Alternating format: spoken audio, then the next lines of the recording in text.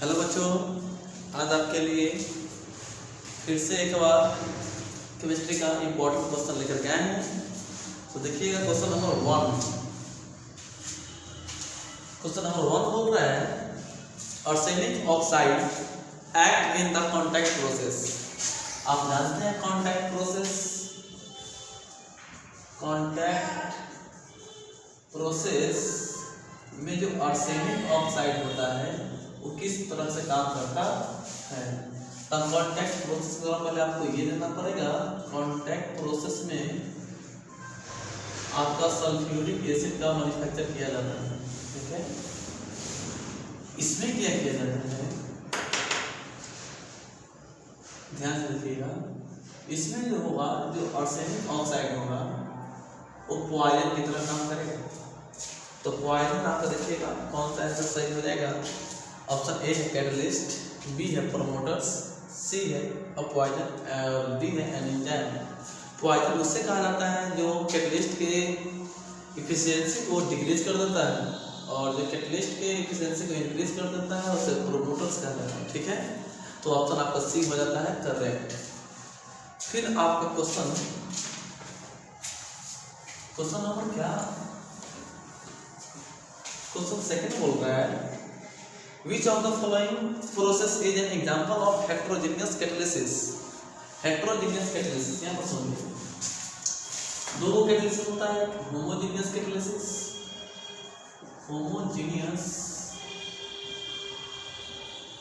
Catalysis, एक होता है heterogeneous catalysis. Heterogeneous catalysis, homogeneous में क्या होगा कि ऑल रिएक्टेंट्स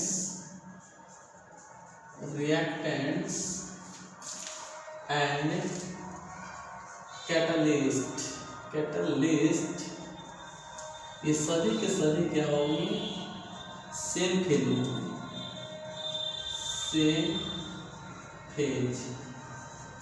सेम फेज करने का मतलब अब आपका सभी रिएक्टेंट गैस है तो आपका कैटलिस्ट भी क्या होना चाहिए, गैस ही होना चाहिए। अगर आपका रिएक्टेंट लिक्विड है तो आपका कैटलिस्ट भी क्या होना चाहिए, लिक्विड ही होना चाहिए। और अगर आपका रिएक्टेंट सॉलिड है तो कैटलिस्ट भी क्या होना चाहिए, सॉलिड ही होना चाहिए। ठीक है, तो उस प्रकार के कैटलिसिस को कहा जाता है होमोजेनियस कैटलिसिस। लेकिन अगर सभी रिएक्टेंट और कैटलिस्ट में से कोई एक का फेज डिफरेंट रहा तो उस कैटलिसिस को क्या कहा जाएगा, हेटेरोजेनियस कैटलिसिस। तो आपका ऑप्शन ए है कॉन्टैक्ट प्रोसेस। तो कॉन्टैक्ट प्रोसेस में जो आप कैटलिस्ट यूज करते हैं V2O5, जैसे V2O5 जो यूज किया जाता है वो क्या होता है, सॉलिड होता है, बट आपका जो रिएक्टेंट होता है वो क्या होता है, गैस होता है। ठीक है, तो रिएक्टेंट हो गया गैस, कैटलिस्ट हो गया सॉलिड, तो हेटेरोजेनियस हो गया। ठीक है, फिर ऑप्शन बी है हैवर्स प्रोसेस। तो हैवर्स प्रोसेस में क्या होता है, नाइट्रोजन और हाइड्रोजन को ये भी गैस ही है, ये वाला गैस ही है। ठीक है, और इसमें कैटलिस्ट को भी यूज किया जाता है आयरन, जबकि ये क्या है, सॉलिड। ये भी सेम फेज नहीं है, जब सेम फेज नहीं है तो ये भी क्या हो गया, हेटेरोजेनियस ही हो गया।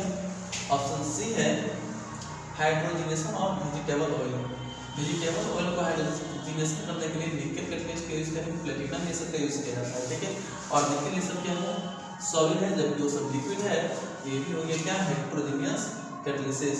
तो आपका ऑप्शन डी है ऑल ऑफ दी। तो ये आपका करेक्ट आंसर हो जाता है ऑप्शन डी। ठीक है ना। अब नेक्स्ट क्वेश्चन देखिएगा,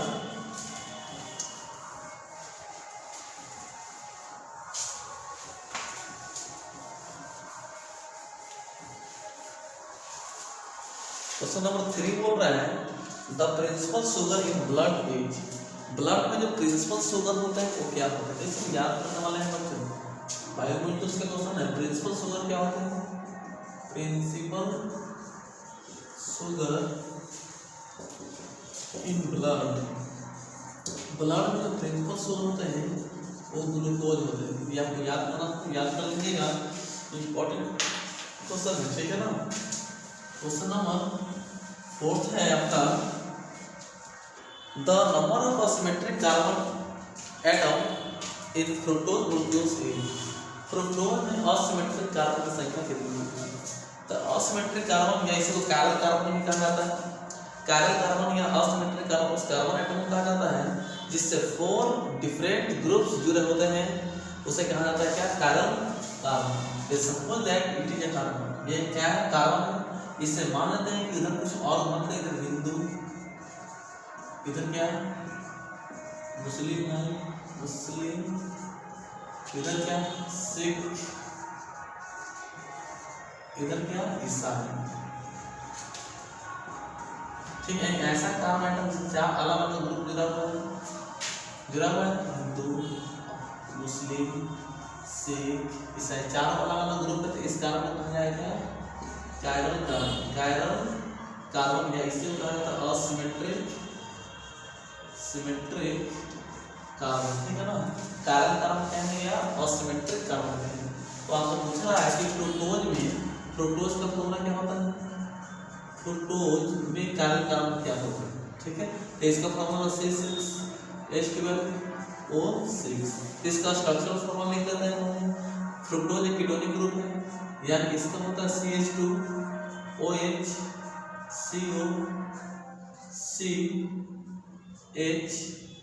COCH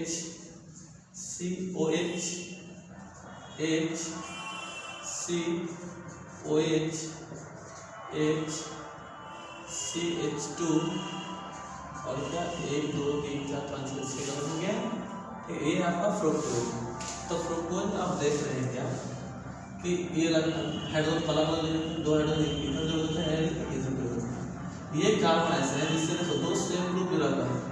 अभी हम क्या बताएंगे, जो चारों ग्रुप होना चाहिए वो चारों के चारों डिफरेंट होना चाहिए। ठीक है, इधर एक क्या जुड़ा हुआ हाइड्रोजन, इधर भी हाइड्रोजन जुड़ा हुआ, 2 सेम, तो ये चीज कार्बन नहीं है। इसको देखते हैं, इधर जुड़ा हुआ है, ऊपर जुड़ा हुआ है, इधर अलग जुड़ा हुआ है, इधर अलग जुड़ा हुआ है, तो ये एक हो जाएगा क्या? Chiral carbon. ठीक है, उसी प्रकार से इस कार्बन को देखेंगे, इधर अलग ग्रुप है, इधर अलग ग्रुप है, नीचे अलग ग्रुप है और ऊपर अलग ग्रुप है, ये भी एक हो गया क्या? Chiral carbon. ठीक है, उसी प्रकार से ये वाला देखेंगे, इधर जुड़ा हुआ OH, इधर जुड़ा हुआ H, इधर जुड़ा हुआ ये वाला ग्रुप, ऊपर जुड़ा हुआ अलग ग्रुप। ठीक है ना, तो ये इससे भी 4 अलग अलग ग्रुप जुड़ा हुआ है, तो ये भी क्या? Chiral carbon. इससे तो 4 ग्रुप जुड़ा हुआ ही नहीं है, तो इसको कायरल कार्बन नहीं कहते। यहाँ पर 2 हाइड्रोजन जुड़ा हुआ है, वो दोनों सेम है, तो ये भी कायरल कार्बन नहीं है। तो फ्रुक्टोज में जो कायरल कार्बन है, कायरल कार्बन इन फ्रुक्टोज, तो कितने हो गए? 3। उसी प्रकार से आपसे ग्लूकोज का भी पूछ सकता है, तो ग्लूकोज का भी ध्यान रखिएगा। इसका स्ट्रक्चर होता है CHO COH H OH H OH H OH H और CH2OH। देखिएगा, इसको फंक्शन को तो इधर छोड़ देंगे, इसको यहाँ देखेंगे। ठीक है, इस कार्बन को तो इधर OH, इधर H, इधर CHO, इधर दूसरा ग्रुप है। ठीक है, तो ये कार्बन क्योंकि 4 अलग अलग ग्रुप है, यहाँ पर देखेंगे। इस कार्बन के पास देखिएगा, उधर अलग ग्रुप है, नीचे अलग ग्रुप है, इधर OH है, इधर H है, मतलब इस कार्बन से भी 4 अलग अलग ग्रुप जुड़ा हुआ है, तो ये भी क्या है? कायरल कार्बन है। ठीक है, फिर इसको इस कार्बन को देखेंगे, इधर H, इधर OH, नीचे अलग ग्रुप है, ऊपर अलग ग्रुप है, सो चारों डिफरेंट जुड़ा हुआ है, तो भी इस कार्बन में क्या कहेंगे? कायरल कार्बन कहेंगे। उसी प्रकार से यहाँ पर देखिए, इधर H, इधर OH, नीचे अलग ग्रुप है, ऊपर अलग ग्रुप है, तो इस कार्बन से चारों अलग अलग जुड़ा हुआ है, तो इसको भी क्या बोलेंगे? कायरल कार्बन कहेंगे। तो ग्लूकोज में कायरल कार्बन या असिमेट्रिक कार्बन से कितने हैं? असिमेट्रिक या chiral carbon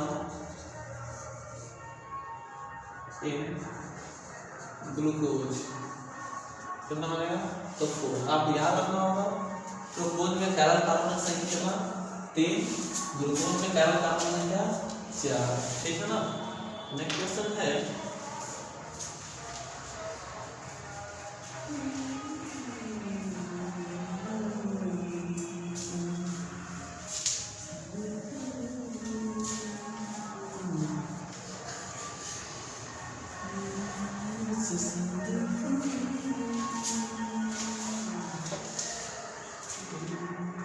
question number 5, question 5 बोल रहा है the enzyme which can catalyse the conversion of glucose to ethanol. यानी ऐसा एंजाइम का नाम बताइए जो ग्लूकोज को इथेनॉल में कन्वर्ट करने का काम करता है। तो आप जानते हैं जब सुक्रोज को C12H22O11 ये आपका सुक्रोज शुगर, फिर इसको हाइड्रोलिसिस करते हैं तो बनता है क्या, एक ग्लूकोज बनता है, एक फ्रुक्टोज बनता है। ये है ग्लूकोज, ये है क्या, फ्रुक्टोज। ठीक है, तो यहाँ पर जो एंजाइम यूज होता है उसका नाम था इन्वर्टेज। इन्वर्टेज आपको ये ध्यान रखना होगा कि सुक्रोज को जब हाइड्रोलिसिस करते हैं तो कौन सा एंजाइम यूज किया जाता है, तो इन्वर्टेज। लेकिन यहाँ क्वेश्चन बोल रहा है कि जब ग्लूकोज को कन्वर्ट करते हैं तो क्या बनता है, क्या बनता है, इथेनॉल बनता है, C2H5OH बनता है। ठीक है, चलिए यहाँ देखिएगा तो इसमें क्या हो जाएगा, इसमें बैक्टीरिया ले जाता है यानी एंजाइम ले जाता है, होता है जाइमेज। ठीक है ना, तो आपको पता चाहिए कि जब ग्लूकोज से इथेनॉल बनाया जाता है तो कौन सा एंजाइम का यूज किया जाता है, तो जाइमेज का ध्यान रखिएगा। ठीक है ना, हो सकता है इस ये वाला हो सकता है कि सुक्रोज को ग्लूकोज या फ्रुक्टोज यानी हाइड्रोलिसिस करेंगे तो कौन सा एंजाइम, इन्वर्टेज, और ग्लूकोज को जब इथेनॉल में कन्वर्ट करेंगे तो कौन सा एंजाइम, जाइमेज। ठीक है ना, ये याद रखिएगा। क्वेश्चन नंबर 6 बोल रहा है, क्वेश्चन 6 को चलते हैं।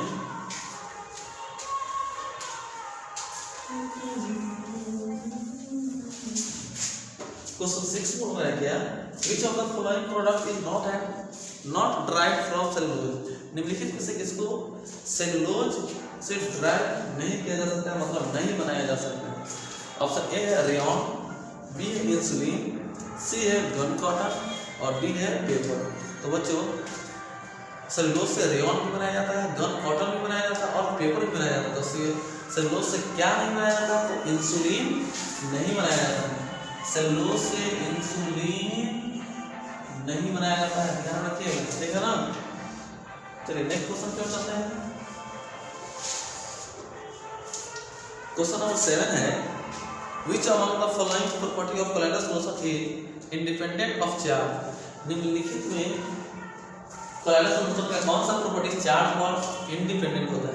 ऑप्शन ए है इलेक्ट्रोऑस्मोसिस। आप जानते हैं यहाँ इलेक्ट्रोऑस्मोसिस में क्या होता है, इलेक्ट्रोड का तो यूज किया ही जाता है, नाम इलेक्ट्रो मतलब इलेक्ट्रिसिटी का तो बात होगा ही होगा, यानी चार्ज तो होगा ही होगा। इलेक्ट्रोड जब है तो उस पर देखो ऊपर पॉजिटिव है ऊपर नेगेटिव चार्ज होता है। ठीक है, तो मतलब इसमें चार्ज होगा ही।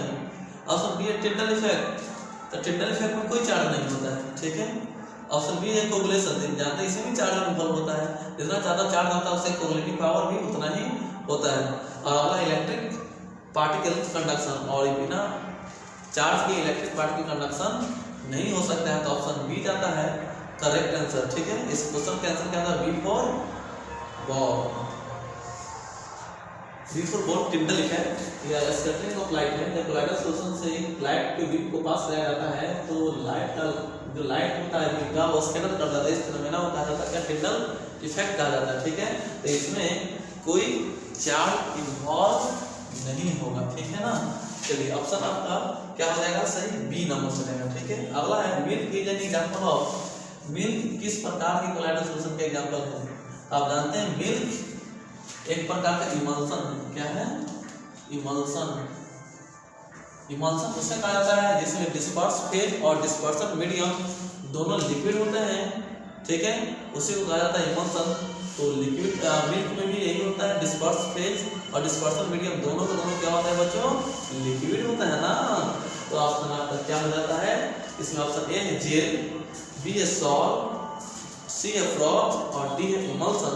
तो आपका ऑप्शन डी हो जाता है करेक्ट। फिर बोल रहा है 9 नंबर क्वेश्चन बोल रहा है the monosaccharide obtained by hydrolysis of starch. जब स्टार्च को हाइड्रोलिसिस करते हैं तो कौन सा मोनोसैकेराइड ऑब्टेन्ड होता है। ऑप्शन ए है डी ग्लूकोज, बी है माल्टोज, सी है डी ग्लैक्टोज और डी है राइबोज।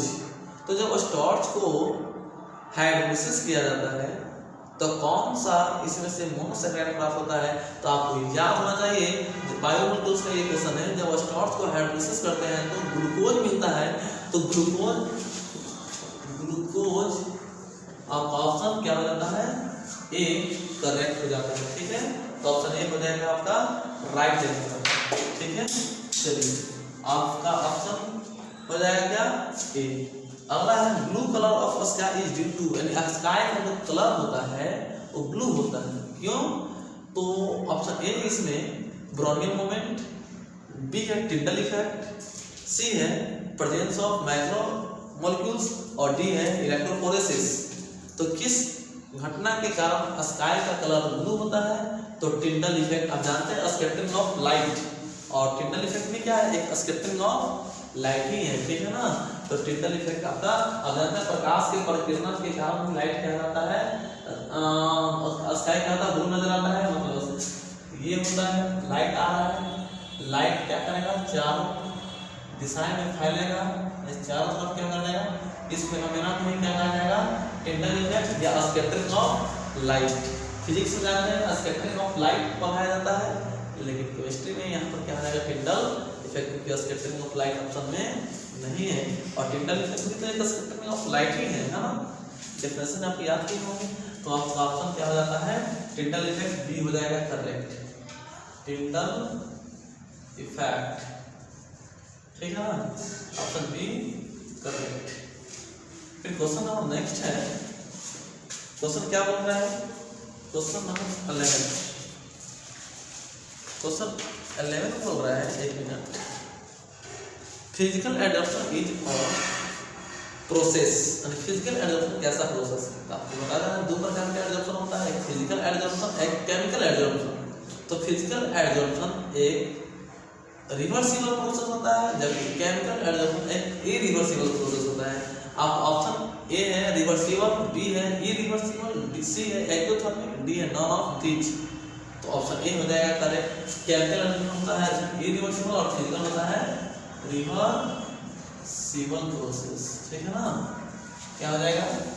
ऑप्शन एक करेक्ट हो जाएगा। फिर क्वेश्चन नंबर 12 बोल रहा है a deficiency of thiamine is known to cause what condition? कह रहा है थायमिन के डेफिशिएंसी के कारण कौन सा डिजीज होता है? तो थायमिन के कारण, थायमिन किसको कहा जाता है? विटामिन बी को, और विटामिन बी की कमी के कारण कौन सा रोग होता है बच्चों? आपको पता होगा। राइट आंसर क्या हो जाएगा? बेरी। तो ऑप्शन ए है आपका स्कर्वी, जो विटामिन सी की कमी के कारण होता है। रिकेट्स नहीं, बेरी का है सी में। ठीक है ना, तो ऑप्शन आपका बी हो जाता है करेक्ट आंसर। फिर क्वेश्चन नंबर 13 है which of the following is not a water soluble vitamin? इसमें कौन सा वाटर सॉल्युबल विटामिन नहीं? आप जानते हैं वाटर सॉल्युबल विटामिन किसी में कौन सा? विटामिन बी और विटामिन सी। ये दोनों विटामिन ऐसे होते हैं जो वाटर सॉल्युबल होते हैं, लेकिन विटामिन बी होता है कॉम्प्लेक्स होता है, इसमें से विटामिन B12 जो होता है वाटर में तो सॉल्युबल होता है, सॉरी वाटर में इनसॉल्युबल होता है। विटामिन B12 वाटर में क्या होगा? इनसॉल्युबल। बाकी जितने भी विटामिन होते हैं, vitamin B1, vitamin B2, vitamin B3, vitamin B5, vitamin B7, vitamin B9, vitamin B12, ये तो सॉरी ये जो विटामिन है, और क्या vitamin B3, vitamin B6, vitamin B6 एक होता है विटामिन B6, ये सब जो विटामिन है वो वाटर में क्या है? सॉल्युबल है, और ये विटामिन वाटर में क्या है? इनसॉल्युबल है।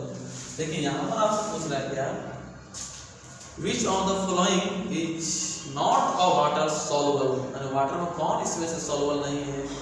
Vitamin A, vitamin C, vitamin B6, vitamin B2। तो क्या हो जाएगा? विटामिन ए वाटर में इनसॉल्युबल होता है, ये फैट सॉल्युबल विटामिन है। ठीक है, तो ऑप्शन आपका ए हो जाता है करेक्ट, विटामिन ए।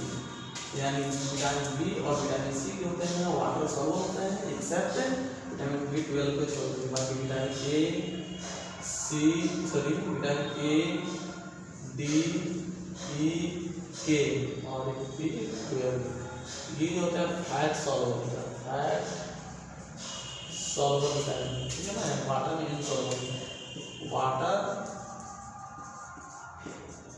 इनसॉल्युबल, ठीक है ना, वाटर में ये विटामिन इनसॉल्युबल होता है। तो आपका ऑप्शन ए करेक्ट होता है, विटामिन ए जो होता है वाटर इनसॉल्युबल होता है, ठीक है। चलिए नेक्स्ट क्वेश्चन की तरफ हम लोग आगे बढ़ते हैं। नेक्स्ट क्वेश्चन की ओर बढ़ रहे हैं, तो नेक्स्ट क्वेश्चन क्या बोल रहा है, बोल रहा है how many known vitamins are there, sir कितने विटामिन्स होते हैं टोटल, ठीक है। आप जानते हैं विटामिन टोटल 13 होते हैं, ठीक है। विटामिन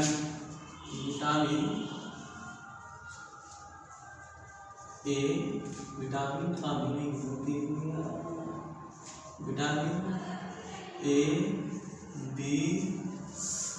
बी में तो होते हैं ना, बी में विटामिन ए, सी, चाहे एक minute sorry, vitamin B1, vitamin B2, B3, B5, B6, B7, B9, B12, vitamin C, vitamin D, vitamin E, vitamin K, कितने होंगे, 1 2 3 4 5 6 7 8 9 10 11 12 13, तो टोटल विटामिन कितने हो गए, टोटल 13 विटामिन, ठीक है ना।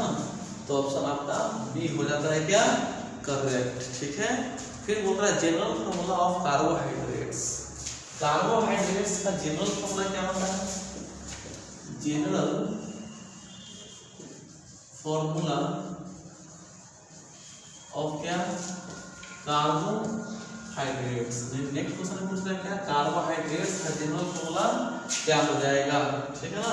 यानी क्वेश्चन नंबर क्या है 15, कार्बोहाइड्रेट्स का जनरल फॉर्मूला क्या होता है, आप बताएंगे CnH2 का होल m, ठीक है। देखिएगा यहाँ ऑप्शन क्या है, ऑप्शन है CnH2, और यहाँ पर जैसे ये वाला चेंज कर दिया जाए तो उससे मतलब नहीं है, जितना अंक यहाँ होना चाहिए उतना यहाँ नहीं होना चाहिए, ठीक है ना। तो देखा ऑप्शन आपका ए ही करेक्ट है,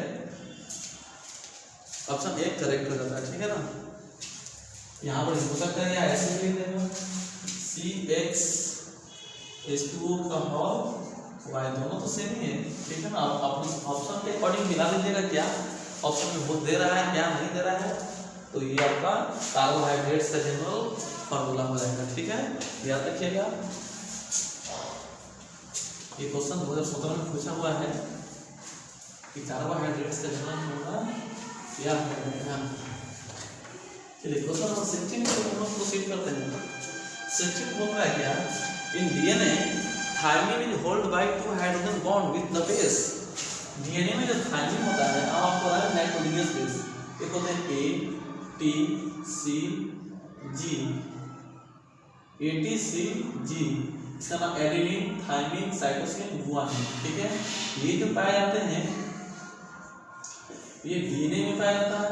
एक आरएनए में पाया जाने वाला क्या होता है, आरएनए AUCG,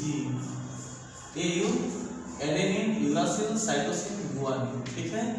और ठीक है ना, तो बोल रहा है कि एडेनिन थायमिन बोल रहा है डबल बॉन्ड के द्वारा किससे बंद होते हैं, आपको पढ़ाया था डीएनए में थायमिन होते हैं T, और डबल बॉन्ड के द्वारा थायमिन का कॉम्प्लीमेंट्री नाइट्रोजन बेस होता है क्या, एडेनिन, ठीक है, जो डबल हाइड्रोजन बॉन्ड के द्वारा, डबल हाइड्रोजन बॉन्ड, और साइटोसिन होता है ट्रिपल हाइड्रोजन बॉन्ड के द्वारा होता है गुआनिन से, ठीक है ना। तो जब ये पूछेगा थायमिन पूछेगा, जब कुछ भी पूछ सकता है, ध्यान रखिएगा थायमिन का कॉम्प्लीमेंट्री क्या है, एडेनिन जो डबल हाइड्रोजन बॉन्ड से, और C और G के बीच में ट्रिपल हाइड्रोजन बॉन्ड से होता है ना। साइटोसिन इसका नाम है, इसका गुआनिन का, ओके। चलिए समझ में आ गया, यहाँ ट्रिपल हाइड्रोजन बॉन्ड, ये डबल हाइड्रोजन बॉन्ड। तो आपका ऑप्शन क्या चल जाएगा, थायमिन किसके द्वारा डबल बॉन्ड से इन्वॉल्व करता है, एडेनिन, ऑप्शन ए हो जाता है करेक्ट, ठीक है, एडेनिन, है ना। चलिए अगला है इंजाइम क्या है बच्चों, एंजाइम क्या है? ऑप्शन ए बोल रहा है एंजाइम में कार्बोहाइड्रेट से नहीं, लिपिड है नहीं, प्रोटीन्स है यस हाँ, तो ऑप्शन सी क्या हो जाता है? प्रोटीन्स। ठीक है ना, चलिए एंजाइम क्या है? एक प्रोटीन ही है। Sweetest of all sugar is, सबसे मीठा शुगर कौन होता है? तो आपका शुगर में सबसे जो मीठा होता है ऑप्शन ए में पहले देख लेते हैं क्या क्या ऑप्शन है। ग्लूकोज, बी में है फ्रुक्टोज, सी में है लैक्टोज, डी में है सुक्रोज। तो सबसे मीठा क्या हो जाएगा? Fructose. Sweetest of all sugar क्या होता है? फ्रुक्टोज बच्चों। स्वीटेस्ट ऑफ ऑल शुगर क्या हो जाएगा? फ्रुक्टोज। तो ऑप्शन क्या हो जाएगा करेक्ट? ऑप्शन बी हो जाएगा करेक्ट। ठीक है, चलिए आगे देखिएगा question number 19। Adenosine is an example of, adenosine जो है एग्जांपल किसका है? न्यूक्लियोसाइड का, पैरिमिडीन बेस का, न्यूक्लियोटाइड का या प्यूरिन बेस का? तो आप जानते हैं जो एडिनोसिन जो होता है न्यूक्लियोसाइड का एग्जांपल है। किसका? Nucleoside. Nucleoside and option A हो जाता है करेक्ट, न्यूक्लियोसाइड। ठीक है, ऑप्शन ए करेक्ट हो जाता है। क्वेश्चन नंबर 20 बोल रहा है, क्वेश्चन नंबर 20 क्या बोल रहा है? Insulin hormone is made of, insulin hormone जो होते हैं किस चीज से बना होता है? ऑप्शन ए है फैट, बी है प्रोटीन, सी है कार्बोहाइड्रेट्स और डी है नॉन ऑफ दीज। तो इंसुलिन जो होते हैं प्रोटीन से मिलकर बनते हैं। किससे? प्रोटीन। ठीक है ना, ध्यान रखिएगा इंसुलिन किस चीज से बना होता है?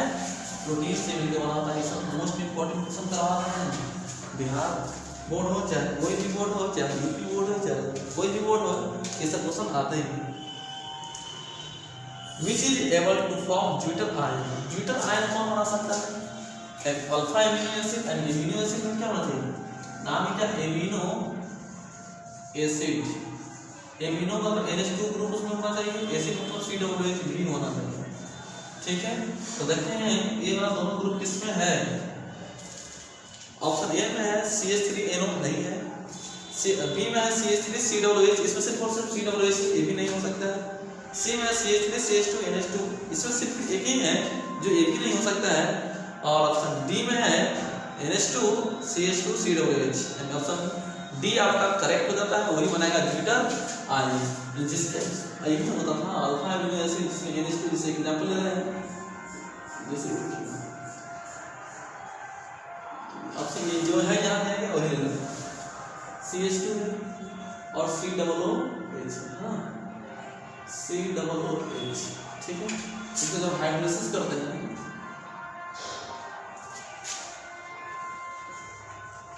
हाइड्रोलिसिस करते हैं तो क्या हो जाता है? यहाँ से COOH क्या करेगा? प्रोटॉन को लूज करेगा और इसके पास एक लोन पे इलेक्ट्रॉन है। ये प्रोटॉन को जब लूज करेगा तो ये प्रोटॉन कहाँ चला जाएगा? यहाँ पर चला जाएगा। जब प्रोटॉन आएगा इसके पास इलेक्ट्रॉन नहीं है, इसके पास एक लोन पे इलेक्ट्रॉन जो अपना इलेक्ट्रॉन उसको डोनेट कर करके ले लेगा। ठीक है, तो देखिएगा क्या होगा, फिर वो यहाँ हो जाएगा NH3 हो जाएगा, NH3 और CH2 और COO, इस पर माइनस हो जाएगा और इस पर क्या हो जाएगा?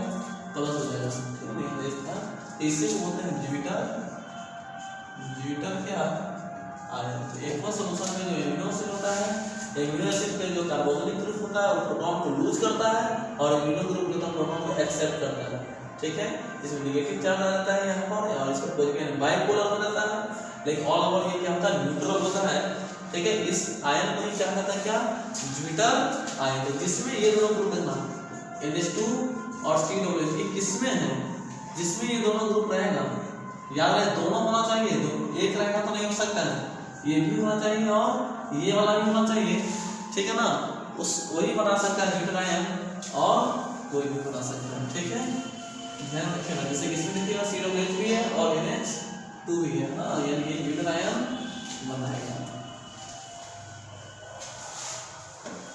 अगला क्वेश्चन नंबर 22 बोल रहा है the high effective substance for coagulation of positive charge. Positive charge को कोगुलेट करने के लिए, ठीक है, हार्डी स्कूल ग्रुप से क्वेश्चन है, पॉजिटिव चार्ज को कोऑर्डिनेट करने के लिए निम्नलिखित में कौन ज्यादा इफेक्टिव होगा? तो देखिए सबसे ज्यादा नेगेटिव चार्ज वाला कौन होगा, क्योंकि पॉजिटिव चार्ज हो तो नेगेटिव चार्ज भी कोऑर्डिनेट कर सकता है।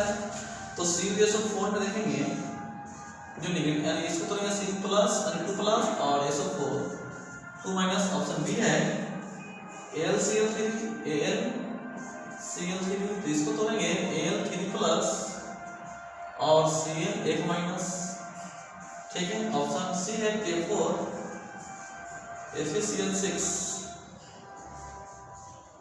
ठीक है। इसको तो लेंगे K प्लस और FeCl6, 4 माइनस हो जाएगा। ऑप्शन डी है C2H5 OH, तो टूटेगा सब ज्यादा नेगेटिव चार्ज किस पर है, इसको है, इसलिए ये वाला नेगेटिव चार्ज रहेगा, इसको क्या कर देगा आराम से ज्यादा अच्छा स्कोर देगा, ठीक है। तो पॉजिटिव चार्ज के लिए ज्यादा इफेक्टिव कोऑर्डिनेटिंग एजेंट कौन है, यानी ये वाला ऑप्शन नंबर सी, ठीक है ना। एक कॉम्प्लेक्स कंपाउंड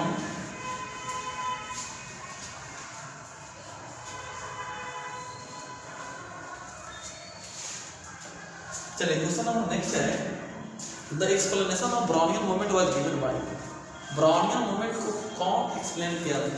ऑप्शन ए है रॉबर्ट ब्राउन, बी है रॉबर्ट ब्रॉयल, सी है अल्बर्ट आइंस्टीन और डी है टिंडल। तो ब्राउनियन मोमेंट को कौन एक्सप्लेन किया था? तो अल्बर्ट आइंस्टीन किया था, ये याद रखिएगा, याद करने वाला क्वेश्चन अल्बर्ट आइंस्टीन। चलिए नेक्स्ट क्वेश्चन है the precipitating power of aluminium sodium and barium ion in order of, and aluminium ion दिया गया है और क्या है सोडियम आयन है और क्या है बेरियम आयन। तो सबसे अच्छा कोऑर्डिनेटिंग एजेंट कौन होगा, जिस पर ज्यादा चार्ज होता है, चार्ज की डायरेक्टली प्रोपोर्शनल किस पर, एल्युमिनियम पर, सबसे अच्छा ये हो जाएगा, फिर बेरियम, फिर सोडियम, ठीक है, ठीक है। तो पॉजिटिव बनाना चाहिए, नेगेटिव बनाना है, लेकिन ज्यादा चार्ज किस पर है, ठीक है। तो ऑप्शन मिलेगा जाकर के क्या है देखेंगे, मैच कर लेंगे, ऑप्शन डी हो जाता है करेक्ट आंसर, ठीक है, ऑप्शन डी। चलिए नेक्स्ट क्वेश्चन क्या लेंगे हम लोग, क्वेश्चन नंबर हो जाएगा क्या, अगला क्वेश्चन आपके सामने है क्वेश्चन नंबर 25।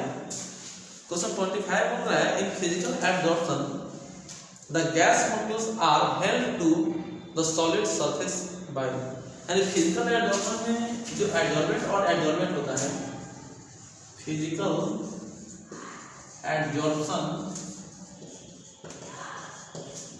में एडजॉर्बेंट एंड एडजॉर्बेंट दोनों वीक वैन डर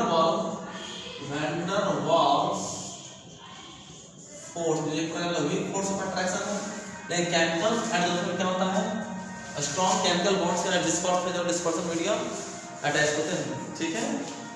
तो आपका ऑप्शन क्या हो जाता है, डी हो जाता है करेक्ट, ठीक है ना। और एक लास्ट है 26